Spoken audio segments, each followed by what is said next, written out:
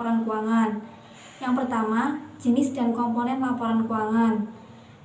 Dalam laporan keuangan ada beberapa jenis. Yang pertama, neraca. Yang kedua, laporan perubahan modal.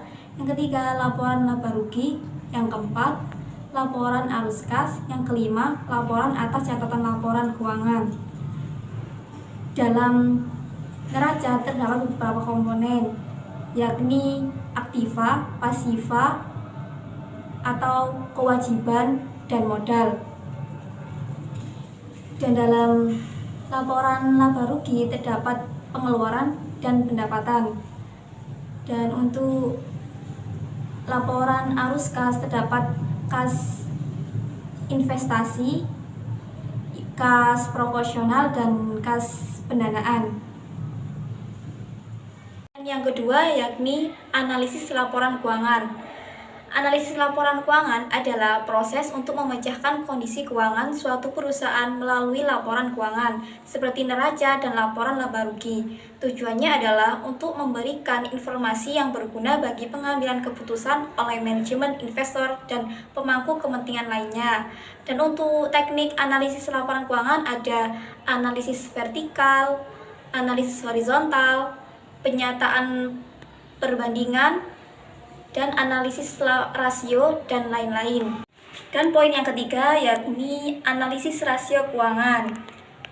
Analisis rasio keuangan adalah alat analisis keuangan yang digunakan untuk menilai kinerja suatu perusahaan berdasarkan perbandingan data keuangan yang terdapat pada pos laporan keuangan seperti neraca, laporan laba rugi, dan laporan aliran arus kas. Rasio keuangan menggambarkan hubungan atau perimbangan antara suatu jumlah tertentu dengan jumlah yang lain.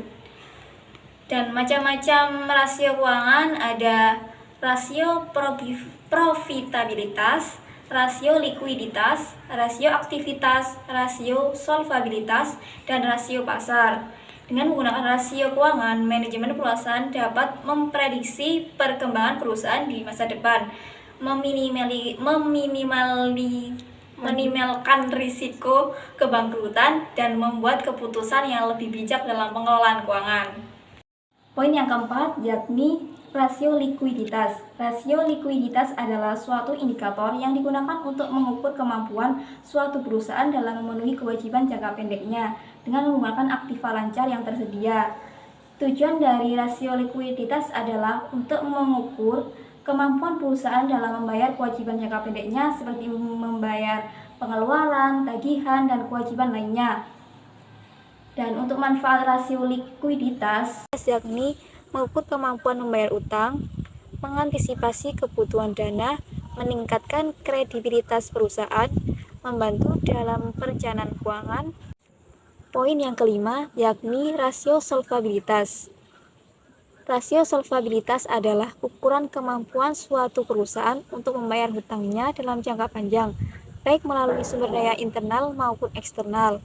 Rasio ini mencerminkan kemampuan perusahaan dalam mengelola risiko keuangan dan memenuhi kewajiban keuangan jangka panjang.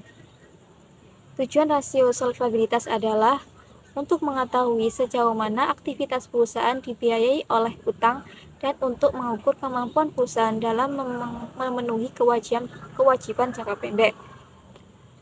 Tujuan spesifiknya adalah mengukur kemampuan membayar utang. Poin yang keenam yakni rasio aktivitas. Rasio aktivitas merupakan rasio yang digunakan untuk mengukur tingkat efisiensi pemanfaatan sumber daya perusahaan atau menilai kemampuan perusahaan dalam melaksanakan aktivitas sehari-hari. Untuk tujuan dan manfaat rasio aktivitas adalah untuk mengukur berapa lama penagihan piutang selama satu periode, untuk menghitung hari rata-rata penagihan hutang, untuk mengetahui berapa hari rata-rata sediaan tersimpan dalam gudang, dan untuk mengukur berapa kali dana yang ditanamkan dalam modal kerja berputar dalam satu periode. Poin yang ketujuh yakni rasio profitabilitas. Rasio profitabilitas merupakan rasio untuk menilai kemampuan perusahaan dalam mencari keuntungan. Rasio ini juga memberikan ukuran tingkat efektivitas manajemen suatu perusahaan. Hal ini ditunjukkan oleh laba yang dihasilkan dari penjualan dan pendapatan investasi. Intinya adalah penggunaan rasio ini menunjukkan efisiensi perusahaan. Untuk tujuan dari rasio profitabilitas bagi perusahaan yakni untuk mengukur atau menghitung laba yang diperoleh perusahaan dalam satu periode tertentu untuk menilai posisi laba perusahaan tahun sebelumnya dengan tahun sekarang. Sementara itu, manfaat yang diperoleh yakni mengetahui besarnya tingkat laba yang diperoleh perusahaan dalam satu periode, mengetahui posisi laba perusahaan tahun sebelumnya dengan tahun sekarang. Dan untuk poin yang ke-8 yakni rasio keuangan bank. Rasio keuangan bank yaitu alat analisis keuangan yang digunakan untuk menilai kinerja dan kondisi keuangan bank. Rasio keuangan ini dihitung melalui data dari laba rugi, arus kas, dan neraca. Ini untuk mengukur kemampuan likuiditas dan mengukur efisiensi aktivitas. Dan untuk jenis-jenisnya yakni rasio likuiditas bank, rasio solvabilitas bank, rasio aktivitas, dan rasio resiko. Poin yang ke-9 yakni analisis sumber dan penggunaan modal kerja. Apa sih modal kerja itu? Modal yaitu dana yang digunakan untuk pembiayaan jangka pendek seperti pembelian bahan baku, pembayaran gaji, dan upah dan biaya-biaya operasional lainnya. Dan arti penting modal kerja yakni guna memenuhi kebutuhan likuiditas untuk memenuhi kewajiban yang segera harus dibayar dan memungkinkan perusahaan untuk memiliki persediaan. Dan faktor-faktor yang mempengaruhi modal kerja yakni jenis perusahaan, syarat kredit, waktu produksi, tingkat perputaran persediaan.